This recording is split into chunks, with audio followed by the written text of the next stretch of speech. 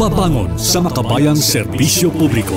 Ugnayan ng Radyo Pilipinas World Service sa iba't ibang embahada ng Pilipinas upang maghatid ng impormasyon at kaalaman sa mga kalagayan ng ating mga kapwa Pinoy na naninirahan at nagtatrabaho sa iba't ibang panig ng mundo. Babangon sa makabayang serbisyo publiko para sa isang makabayang serbisyo publiko para sa overseas Filipino workers. Babangon sa makabayang serbisyo publiko kasama si Ray Sampang dito sa Radyo Pilipinas World Service. Magandang araw sa ating mga tagapakinig dito sa ating himpilang Radyo Pilipinas World Service. Narito po tayo muli sa ating programang Babangon sa Makabayang Serbisyo Publiko kung saan iniugnay ang ating mga kababayan na nasa iba't ibang dako ng mundo sa ating mga embahada at konsulada. Sa ngalan ni Ray Sampang, ako po si Steph Vicente. Ako po muna ang inyong makakasama para sa 30 minutong diskusyon patungkol sa mga serbisyong ibinibigay ng ating mga Philippine Foreign Service Post. Kasama pa rin natin sa ating Master Control sa ating technical side, sina Milo Jonella, Susan Aison at Hiro Lucero, habang sa production side kasama naman natin si Win Peñano. Kasama rin natin sa edisyong ito ang ating OJT na si Henry Doblas ng Rizal Technological University. At sa edisyon ng Babangon para sa makabayang serbisyo publiko, sa araw na ito itatampok natin ang ating embahada sa Kuala Lumpur, Malaysia. Wala po tayong time difference with Malaysia, kaya kung alas 12 na ng tanghali dito sa Pilipinas, alas 12 rin naman ng tanghali sa Malaysia. At kaugnay nito ating makakasama para sa araw na ito mula sa ating embahada sa Kuala Lumpur, Malaysia, si Chargé d'Affaires Consul General Russell R. Reyes, habang mula naman sa Migrant Workers Office o MWO Kuala Lumpur, makakasama naman natin sina Miss Rosana G. Siray, ang kanilang Welfare Officer, at si Mr. Roberto A. Villaranda, ang kanila namang Administrative Staff. Magandang araw po sa inyo. Welcome po sa Babangon sa Makabayang Serbisyo Publiko. Magandang hapon po sa inyong lahat. Magandang tanghali po at isa pong malugod na pagbati mula po sa Embahada ng Republika ng Pilipinas dito sa Kuala Lumpur, Malaysia. Ayun po. Maraming salamat po sa pagpapaunlak sa aming imbitasyon na makasama po kayong tatlo sa aming pong programa. So, ito naman po, hindi na po tayo magpapatumpik-tumpik pa at umpisahan na po natin ang aming panayam po sa inyong tatlo. So, una po, paano po nyo mailalarawan ang ugnayan sa pagitan ng Pilipinas at Malaysia? Unang-una po, salamat po sa pagbibigay sa amin ng pagkakataon upang kami ay makakasama sa inyong programa at kami po ay nalulugod na kami po ay nandito ngayon. Unang-una po, malapit po ang relasyon ng Malaysia at saka po ng Pilipinas, considering na tayo po ay magkapitbahay at tayo po ay magkasamang founding members ng ASEAN. Ano po? We enjoy robust relations with Malaysia, and this is strengthened by the strong personal bond, by the friendship between our President, Ferdinand Marcos Jr., and the Prime Minister of Malaysia, who is Anwar Ibrahim. And this strong personal bond between them has allowed our relationship to go from strength to strength, no? Aside from yung relasyon po natin sa loob ng ASEAN, ng Association of Southeast Asian Nations, yung ating pong bilateral relations din po with Malaysia ay malakas po, no? At ito pong relasyon na ito sa ating dalawang bansa na yan ay na co-cover po ang sari-saring bagay kagaya ng trade relations, ng investment. Meron din po tayong cooperation regarding defense, education, culture and the arts, tourism, at lalo pong pinag-iibayo ng embahada ang relasyon na ito. Lalo-lalo na po ngayon na chair po ng ASEAN ang Malaysia, at nakikita po natin na bilang host, marami po tayong mga delegasyon galing Pilipinas ang pumupunta dito.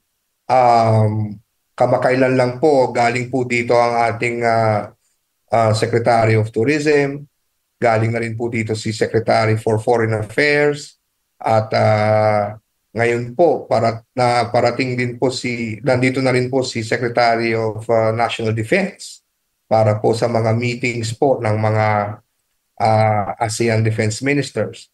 So sa mga bagay na yan po, atin pong masasabi na malakas po at close po ang relationship natin with Malaysia po. Sa pagitan naman po ng embahada mismo dito sa Kuala Lumpur, tayo naman po ay lagi po nakikiugnayan sa mga iba't ibang ministries at iba't ibang ahensya ng Malaysia. O syempre po, nandyan na po yung ating relationship at pakikipag-ugnayan sa Ministry of Foreign Affairs. Pero bukod po doon, kausap po natin ang ibang ministries at ang ibang mga ahensya ng Malaysia, kasi nga po, yung relationship po natin with Malaysia covers so many aspects po, so many fields. So nakakausap po natin, nakakadaupang palad natin ang Ministry of Education, ang Ministry of Defense, Ministry of Home Affairs, yung Immigration Authority sila, nakakausap natin, pati po yung Royal Malaysia Police. So ang kasama na rin po sa pagpapatunay ng ating close relationship is that aside from the embassy, aside po from the Department of Migrant Workers na nire-represent po ng ating Migrant Workers Affairs dito, meron din po tayong Office of the Police Attaché at saka Office of the Armed Forces and Defense, Office of the Defense and Armed Forces Attaché din dito. So makikita po natin sa mga bagay na ito na talaga pong pinalalawig pa natin ang ating relationship po with Malaysia. Mabalikan ko lang po, Conjen po, no, yung nabanggit niyo po na mga sektor po kung saan nakatuon po yung ugnayan ng Pilipinas at Malaysia. So ano po yung mga significant developments na po regarding po sa trade and investment po muna? Sa trade investment po, tayo po ay gusto ko na po magitin po no, nakakaligtan po kanina na meron din po tayong office po ng DTI dito, ng Department of Trade and Industry. Ito po yung Philippine Trade and Investment Center, no? So meron din silang opisina dito at through that office, through our commercial counselor, tayo po ay nakikipag-ugnayan din sa mga ahensya dito at saka mga private sector, at tayo din po ay naghahanap ng private sector partnerships para din po makapagdala tayo ng mga investment sa Pilipinas. And excuse me po, sa isa pong napakahalagang event last year po, yung pong nangyaring joint commission meeting po between the Philippines and Malaysia, na tayo po kasi ay mayroong tinatawag na bilateral mechanism with Malaysia para po ma-discuss natin ang mga issue or mga concerns or mga opportunities na pinapakita po ng ating relationship with Malaysia. At ito pong joint commission meeting na ito po yung pang-8, ito po yung ginanap noong October po noong 2024. Dito po natin na-discuss yung mga potential agreements po na pwedeng i-execute and potential agreements that we can enter into with Malaysia. And this also presented an opportunity for both countries to explore new avenues for cooperation aside from doon sa mga atin ang nailatag, no, kagaya sa trade and sa investment. With regard to trade and investment, our statistics show po na Malaysia is the Philippines' 9th largest trading partner, the 11th leading export destination, and the 8th largest import source. So within ASEAN po, while we do enjoy close relationships with our ASEAN neighbors, We also enjoy strong bilateral ties with Malaysia, kagaya nga po na nabanggit po kanina. And this does not cover just trade and investment, but also other fields. Ayun po, nabanggit niyo na rin po yung other fields. Kanina nabanggit niyo po na may pakikipag-ugnayan na po, no, with the Ministry of Education dyan po sa Malaysia. In terms of education, kumusta po ang partnership between the Philippines and Malaysia po?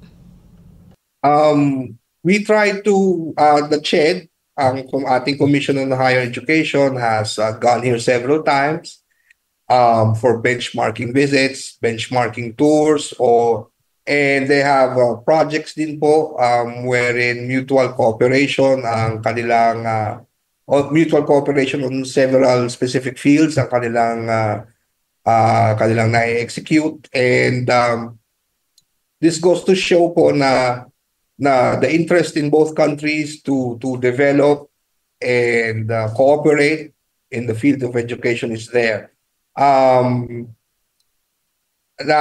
Malaysia is also interested in trying to attract more Filipino students, and we do believe that the education system in Malaysia is also what yung pong can also cater to Filipino students. In fact, may mga nakaregister na po sa amin ng mga Filipino students, medyo dumadami na rin po, and we do hope that the cooperation in this field continues. And because this will not just benefit us, but also Malaysia. And we do believe that the embassy can play a crucial role in furthering this type of cooperation in the field of education. At nabanggit nyo rin po kanina na, kumbaga, tama po ito, no, na bumisita po si Tourism Secretary Cristina Frasco dyan po sa Malaysia. Tama po, Conjen? Opo. The Honorable Secretary visited Malaysia last January to attend the ASEAN Tourism Forum, and at saka actually po pati po si CEO ng ating Tourism Promotions Board, si Madam Nograles was also here for the Travel Expo, for the Travex, which was for the ASEAN Travex, which was hosted by Malaysia as chair. And there, aside from attending the meetings po ng ASEAN, the Department of Tourism was also able to have bilateral meetings with several countries like Malaysia, like Cambodia, and in fact, we also signed a memorandum of understanding with Thailand. So, as you can see po, aside from the bilateral relations, the chairship of Malaysia, Malaysia's ASEAN chairship presents opportunities also for us to also connect and build more bridges with our neighbors in ASEAN. Ayun po. So, Conjen po, ito naman po ang amin pong katanungan para sa inyo. Siyempre, napag-usapan po natin yung mga developments po sa iba't ibang sektor. Nabanggit nyo na po kanina yung relationship between the embassy and the host country. Kamusta naman po ang relasyon ng ating Filipino community po at yung host country po na Malaysia? Generally speaking naman po, wala naman pong issue ang host government, of course, with the Filipino community. No, they do understand that the significant number of Filipinos here contribute to not just the economy of Malaysia, but also to the cultural and to the cultural fiber of the community here.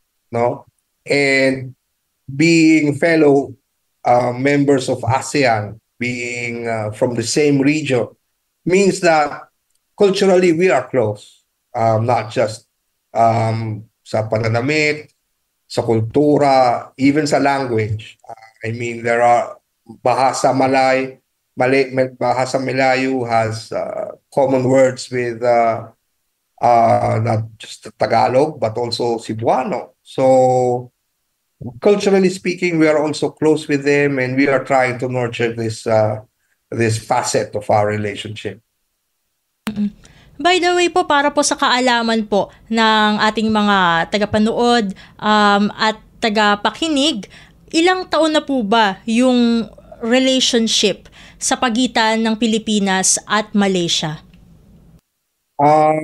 We just celebrated po the 60th anniversary of the establishment of diplomatic relations with Malaysia last year. So, to commemorate that milestone po in our relationship, we had several activities with the host government. Actually, yung logo po nung we have a logo for the 60th anniversary, and this was designed in cooperation with the Malaysian Embassy in Manila. So may mga ganyan po tayong activities, and we had aside from the holding of the Joint Commission meeting na nagkataon po sa 60th anniversary din natin ginanap, we also had a culminating activity which was our concert called Handog, which was held in coordination with Malaysian and Filipino artists. And actually, that concert po was led by Mr. Gerard Salonga, who is one of our more famous conductors. And actually, he's the resident conductor of the Malaysian Philharmonic Youth Orchestra here. So, yung cross-cultural ties po talaga natin with Malaysia, malakas po talaga. And we do believe that this contributes to the overall strength of our relationship with this country. Ito naman po, Conjen, no? Curious lang po kami at para rin po sa kaalaman ng mga nakikinig po sa atin o nakakapanood po sa atin ngayon, ang Philippine Embassy po ba natin sa Kuala Lumpur ang nag-iisa po bang Philippine Foreign Service post po dyan sa Malaysia, or meron pa po bang mga consulates or honorary consulates po na nakapalibot po dyan sa host country? Currently po, the embassy lang po in Kuala Lumpur is the lone representation of the Philippines here. And ganun pa man, given the land area of Malaysia, napakalaki po, malaki din po Malaysia, no? It's made up of several states. And ang embassy naman po ay nagko-conduct po ng mga outreach activities po to the different localities po kung saan po may Filipino communities tayo po ay nagpupunta rin sa kanila para mailapit naman po natin ang ating serbisyo sa kanila. Kasi syempre we understand naman po na hindi naman po biro pumunta sa Kuala Lumpur kung kayo ay taga Johor, for example, or taga Penang, or taga Sarawak. So tayo po, minamabuti po ng ating embahada sa pamumuno ng ating ambassador na si Maria Angela A. Ponce, minamabuti po natin na tayo po ay magpunta rin sa kanila para mabigyan naman po natin ng serbisyo ang ating mga kababayan na nasa malalayong lugar po. Siguro po ngayon dadakuin po natin, no, ang ating pong mga kasama from the Migrant Workers Office po dyan sa Kuala Lumpur. Ayan, kahit sino po kina Ma'am Rosana at kay Sir Roberto po, ilan po ang mga OFW na kasalukuyang nandyan po sa Malaysia? Magandang tanghali po sa ating lahat. So sa ngayon po meron po tayong around mga 155,000 OFWs dito sa Malaysia. Ma'am, saan pong mga sektor po sila karaniwan pong mga, kumbaga, nagtatrabaho? Ano po bang mga fields po ang pinapasok po ng mga kababayan po natin dyan sa Malaysia? So actually, ang majority po ng ating mga manggagawa dito ay mga domestic workers. Meron din naman po tayo mga skill dito. May mga engineers tayo, meron tayong mga nasa call centers, may mga nasa F&B din po tayo. And then may mga ilan-gilan din po tayong mga nagtatrabaho sa bangko and mga architects. So very malawak po wide yung range po ng fields na pinagtatrabahuhan ng ating mga kababayan po dyan sa Malaysia. Ito naman po, no, hopefully, small numbers lang po ito, no? Pero meron po ba kayong datos dun sa number po ng mga illegal Filipino workers dyan po sa kabuuan ng Malaysia? Ayun po yung wala po talaga tayong numbers ng mga undocumented natin. We cannot account po yung mga ganong numero dahil for obvious reason na hindi naman po talaga sila rehistrado. Pero meron po bang mga lumalapit po sa inyo na kumbaga, dun sa illegal status po nila para kumbaga maging okay po yung kanilang status dyan sa Malaysia? May mga ganun po ba? There are a few po. Nandito po yung ating ATN being of course headed by Mr. Robert na siyang nag-handle ng ating mga undocumented. May mga nasiservisyohan talaga tayo. Actually, marami-rami tayong nasiservisyohan sa ating mga undocumented workers na may mga nagpapakontrata na rin. Meron naman yung iba ay talagang gusto nang umuwi sa atin. So, lahat po naman yun ay atin namang nabibigyan ng tamang assistance. Ito naman po, no, speaking of that po, Ma'am Rosana, so paano po ba, no, natin natutulungan yung mga OFWs po natin na kumbaga nagtatrabaho at naninirahan dyan sa Malaysia na siguro in distress po ngayon, saka ano po yung mga common problems po na kanilang na-encounter? Yung mga kasama kasi natin ditong workers, basically, kung mga gusto nilang umuwi, yun, tinutulungan natin sila sa mga documentation nila. Yung mga may sakit, tinutulungan natin din sila. So parang paano po natutulungan itong mga may sakit po ito? Yung sa kanilang medical funds po ba ito? O dun sa, kumbaga kung gusto na nilang umuwi dito sa Pilipinas para magpagaling? Ang government kasi ng Pilipinas with the help of the embassy, tinutulungan natin sila sa mga ticket nila, yung process nila sa immigration, dahil pumasok sila dito na walang dokumento. So tinutulungan natin sila para magkaroon sila ng appointment sa immigration bago sila umuwi. Yung mga may sakit naman, yung mga bills nila, tinutulungan natin sila, pupunta natin sila sa hospital para maayos yung kanilang kalagayan.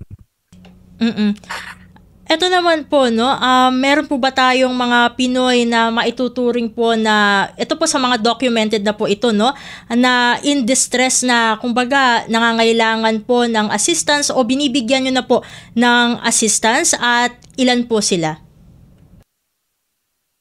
Sa ngayon sa shelter ng MWO, meron lang kaming isa na documented siya, na inaayos na rin namin yung dokumento niya para siya ay finally maripat natin. So sa ngayon, yun naman, medyo mababa naman yung numbers. Kasi yung mga documented naman, usually may mga amo yan.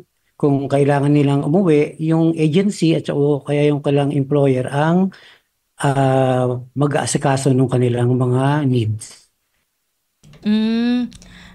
Ito naman po, no, since I-emphasize ko lang po, ma'am, na yung pong assistance na nire-render po ng ating DMW at ng MWO, saka po ng Embahada, of course, we render medical repatriation assistance, yung medical expenses, of course, we do that, we assisted that. Yung sa repatriation po, yung processing ng mga documents nila, kagaya po na nasabi ng ating mga colleagues na kung wala pong dokumento, pumasok ng Malaysia. And we also wish to highlight po yung ating strong coordination with the Malaysian authorities. Of course, kung hindi po tayo makikipag-coordinate and cooperate with the host countries' agencies, mahihirapan din po tayo.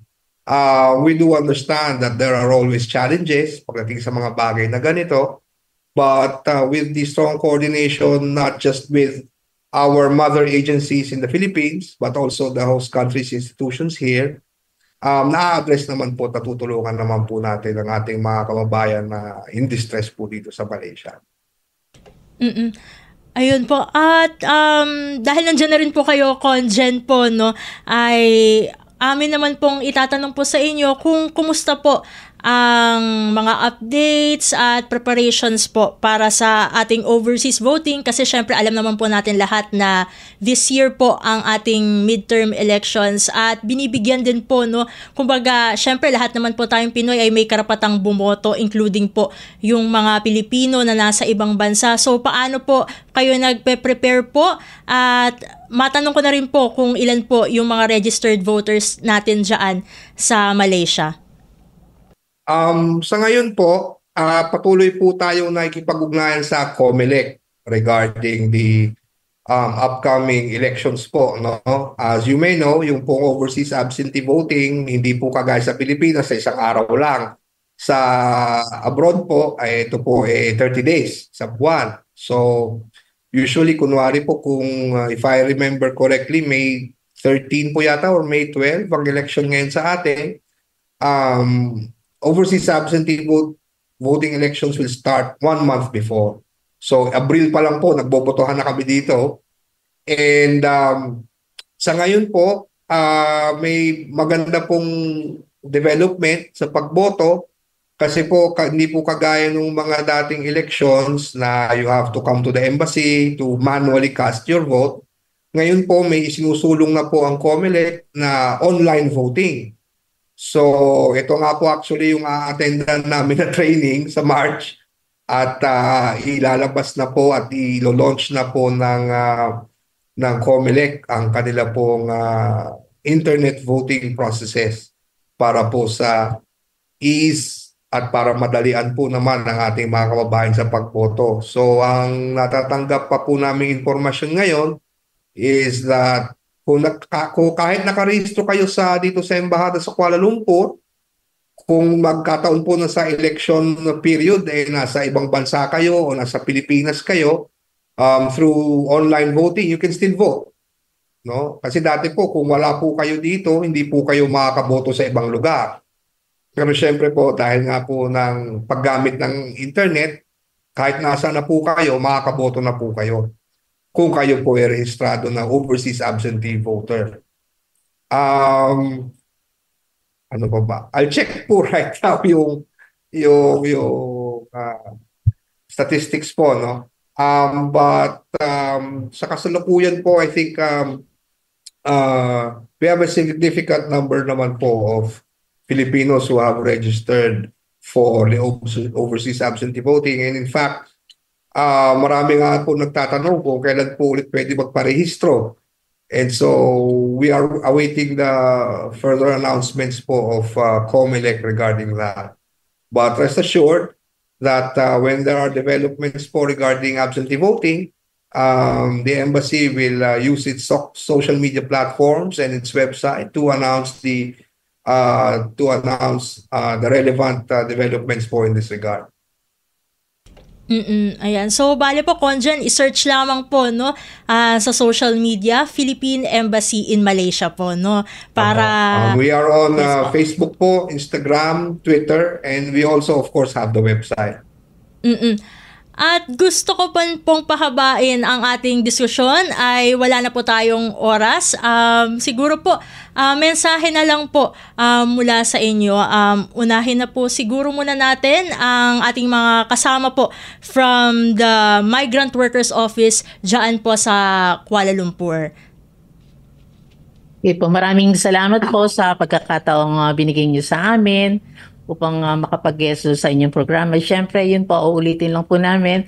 Ang MWO po kasama ng, siyempre, ng Philippine Embassy ay patuloy na magbibigay ng serbisyo sa ating mga manggagawang Pilipino dito sa Malaysia. Documented man siya or undocumented, nandito lang po kami upang magserbisyo. Maraming salamat po. Kay Sir, final message po mula kay Sir Robert naman po. Para naman sa ATMs, salamat sa pag-invite niyo sa amin. sa makasama namin dito sa Malaysia.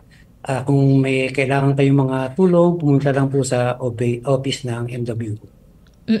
At syempre po, final message po mula sa ating Chargé d'Affaires ng Philippine Embassy in Kuala Lumpur, Malaysia, Con Gen Russell R. Reyes. Nasa inyo na po ang pagkakataon.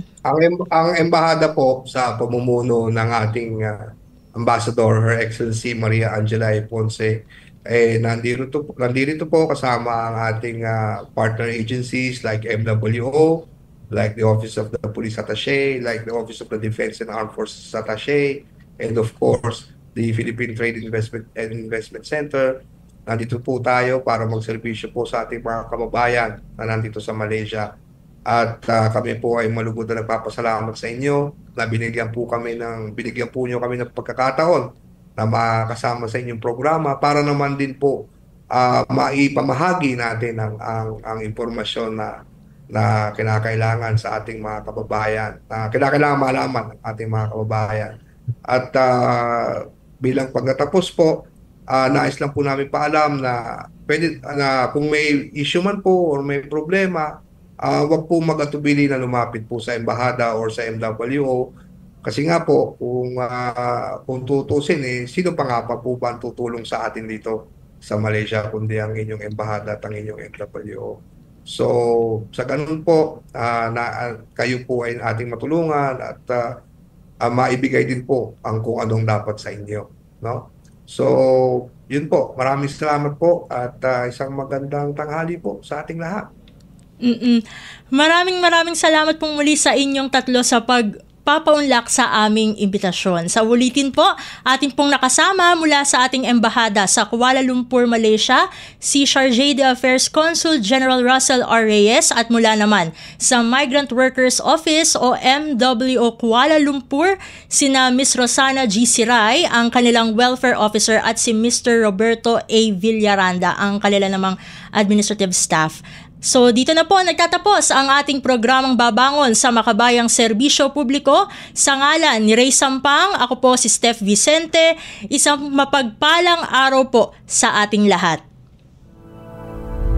Babangon sa Makabayang Serbisyo Publiko. Ugnayan ng Radyo Pilipinas World Service sa iba't ibang embahada ng Pilipinas upang maghatid ng impormasyon at kaalaman sa mga kalagayan ng ating mga kapwa Pinoy na naninirahan at nagtatrabaho sa iba't ibang panig ng mundo. Babangon sa Makabayang Serbisyo Publiko para sa isang makabayang serbisyo publiko para sa overseas Filipino workers. Babangon sa Makabayang Serbisyo Publiko kasama si Ray Sampang dito sa Radyo Pilipinas World Service.